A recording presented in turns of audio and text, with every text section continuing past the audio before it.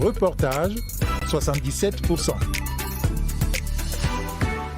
Le reportage à 77% s'installe ce matin dans un masterclass pour des jeunes Ivoiriens qui souhaitent lancer leur projet. Les jeunes représentent 60% de l'ensemble des chômeurs en Afrique selon la Banque mondiale.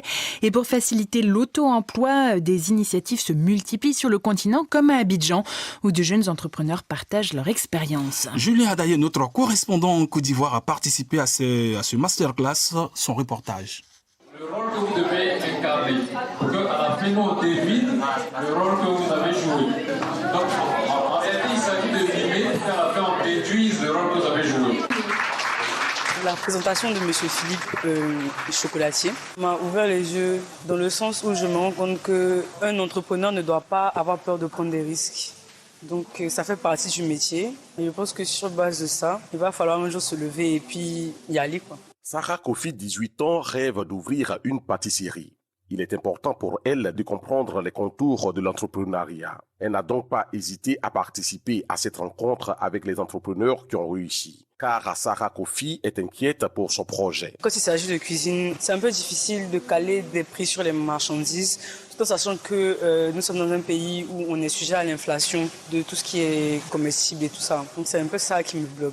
Philippe Mech, chocolatier, fait partie des conférenciers de ce business class. La trentaine révolue, Philippe explique que ses débuts ont été aussi difficiles. Les premières difficultés sont les difficultés de financement, inhérentes à tous les entrepreneurs aujourd'hui à travers le monde. Mais il y a également en Côte d'Ivoire un problème de compétences. Le chocolat n'est pas un métier commun en Côte d'Ivoire et on a dû donc faire venir un maître chocolatier ici pour qu'il puisse former nos équipes. Premièrement le financement, deuxièmement les compétences. Heureusement pour Philippe, il a eu un soutien que beaucoup de jeunes n'ont pas toujours. En seulement 3 ans d'activité, il emploie aujourd'hui 10 jeunes, dont 8 femmes. Pour lui, l'argent seul ne suffit pas pour garantir le succès d'un business. J'ai eu la chance d'avoir ma famille qui m'a soutenu. Ils m'ont apporté le nécessaire, conseils, argent, etc.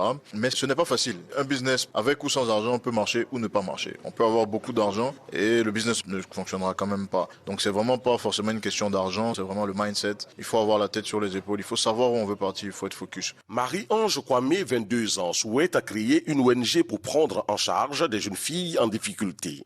Avant de participer à ce masterclass, Marie-Ange avait peur de ne pas pouvoir se lancer dans son projet. Mais ses appréhensions ont finalement changé. Après avoir écouté déjà cette intervention, je me dis que les difficultés sont des choses qu'on rencontre tout le temps. Et ce que j'ai pu apprendre, c'est que dans l'entrepreneuriat, une personne qui entreprend sans échouer, vraiment, il n'y en a pas. Mais il y aura toujours des difficultés, des échecs, des blocages. Mais c'est la persistance et puis l'endurance qui permettront à ce qu'on puisse atteindre nos objectifs. Le pourcentage avec lequel je suis venue ici aura fortement augmenté. Mohamed Afoulabi, âgé de 18 ans, n'a pas attendu cette rencontre pour se lancer dans ses projets. Depuis bientôt 6 mois, il est à la tête d'une microfinance qui marche bien. Il y a des projets que j'ai commencé à mettre en place, comme le Smart Seva que j'ai créé il n'y a pas longtemps. C'est une entreprise financière qui aide les gens, soit individuels, étudiants, des vendeurs, des vendeuses, à épargner de l'argent. Eux, après, quand ils deviennent notre client, après 5 mois, on leur donne des prêts.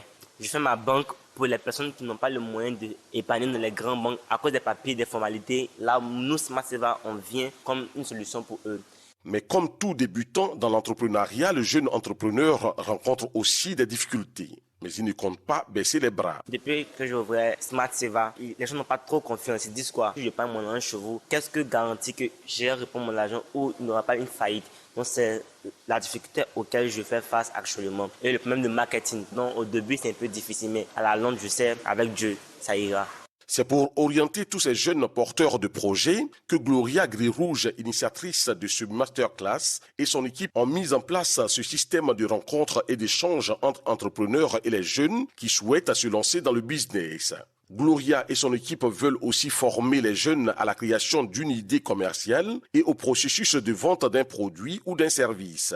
La difficulté, c'est pour expliquer pour les jeunes, pour bien comprendre l'entrepreneuriat et pourquoi c'est très nécessaire pour apprendre les compétences professionnelles. L'idée, c'est pour faire les rencontrer les entrepreneurs et les jeunes pour parler, pour discuter. On cherche les entrepreneurs qui ont déjà commencé l'entreprise et pour encourager les jeunes pour voir que c'est possible pour faire les mêmes choses. être capable de faire les mêmes choses. Un message compris par Mohamed Afolabi qui appelle les jeunes à faire preuve de courage. Nous, on doit être financièrement stable pour notre enfant. Parce que si on n'est pas financièrement stable, notre enfant va souffrir. Comme moi, actuellement, je souffre un peu de ça. À 23 ans, je compte être millionnaire et je compterai mes premiers millions. Julien Daillé, Abidjan, pour la Deutsche Welle.